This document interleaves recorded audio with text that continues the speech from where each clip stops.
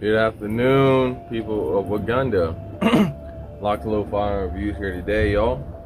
Alright, so we're back at our spot. Was able to, take it back. With some overnight action, a lot of casualties, but we accomplished the mission. Alright, so today's video is on high ready versus low ready. Alright, I like to do these gun rants because there's a lot of new gun owners out there. A hell of a lot of new gun owners, matter of fact. So a lot of people don't know these terminologies that we use every day. Amongst us gun owners, we'll see high ready, low ready. Make and load your firearm, right? No, I mean not make and load, load or make ready. My bad, right? And so like a lot of people don't understand these terms. So doing this for y'all. High ready versus low ready. All right, so we got my AR-15 here. All right, cool, y'all. So high ready, low ready. Basically, what it is just a way to carry your weapon and maintain control of your weapon, but at the same time be able to present that weapon if a target came up, right? And so that's high ready, low ready. It's basically, I'm not actively engaging a target or a threat right now, but I feel like I may, and so I want to maintain complete control of my weapon by not having to move around like this. It's easy for someone like grab the barrel and now you have a fight for your weapon. But when your weapon is tight like this to your body or tight like this to your body, it's a lot harder for somebody to take that weapon from you and gain control. Okay?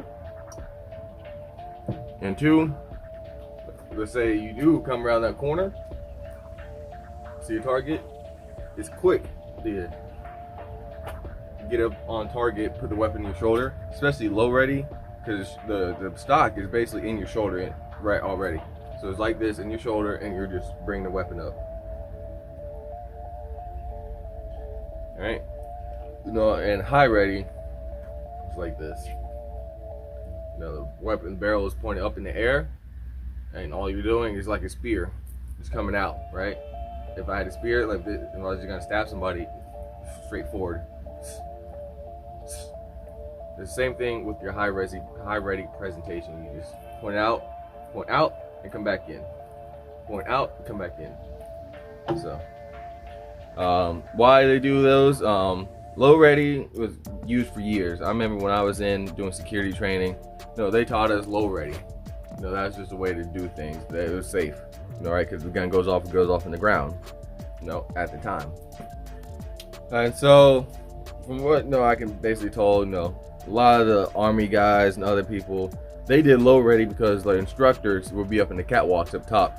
So they didn't want the guys loaded right weapons, barrels pointed up, and they got the instructors up top, right? And so Navy SEALs were kind of the first ones to start doing the high ready shit because they would find out it was a little bit easier and more advantageous for them to do it that way, and then other units started adopting high ready. Now, does that mean low ready is ineffective? No, low ready is still very effective. The thing with low ready is that certain training events, like I remember watching if you remember the military shows, Making the Cut, right, where it'd be like these guys trying out to become Army Rangers or Green Berets, EOD, things like stuff like that, right? And so they had to make an attack on this simulated building. And so the instructor was in the corner of the building, right? At the very first door, the guys come in, instructor's right here in the corner. The guy has to come across his face. And so the guy came in low ready. And so as he came through the door low ready, he started to raise his rifle. And the instructor that's tucked in the corner, as you seen that barrel come up, he knocked it down and started attacking the student, right? And so things like that is why people started moving towards high ready, right? Because when you're coming in, like, if I'm coming like here's the doorway, I'm coming in like this, and I poke out. Well, there's not much for you to grab, and if you do want to grab, I'm just gonna fucking jab you in the face or in the chest or the throat with that weapon. I'm basically gonna turn my AR-15 into an AR-15 spear. Spear you with it. Spear you, come back, and then I'm gonna shoot you. Right? And so that's kind of like one of the pros of high ready. Again, which one is better? It's very subjective. It's based on you, the shooter. There are some people who can low ready faster than the people who can high ready. and people can high ready faster than people can low ready. All right. And that being said, granted, like Navy SEALs and the special op guys use a high ready. High ready doesn't mean it's perfect, right? I already said low ready has its disadvantages, right? You know, you have to come up, right? This motion, and so it's easy for somebody to just, you know, slap down that barrel, and make it hard to do whatever, shoot them or maintain control, whatever the fuck, right?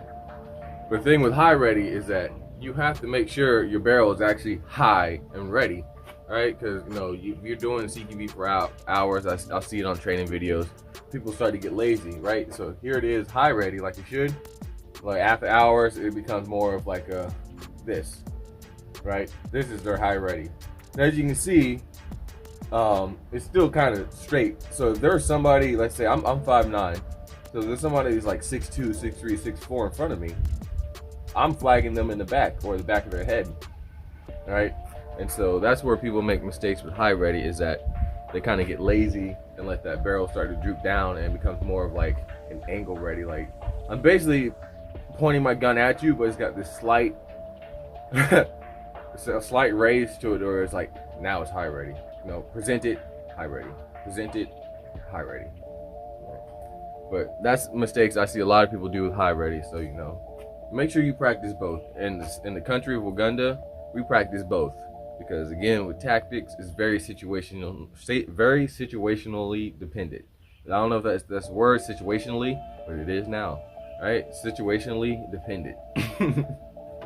So can't say, hey, don't ever low ready, because there might be times where if you try to high ready, you might be somewhere where you got ducked down and you can't really up your barrel like that. So you will have to, you know, drop it down, do what you gotta do, and get your gun to fight the best way possible. So best thing I can tell y'all is to practice both ways.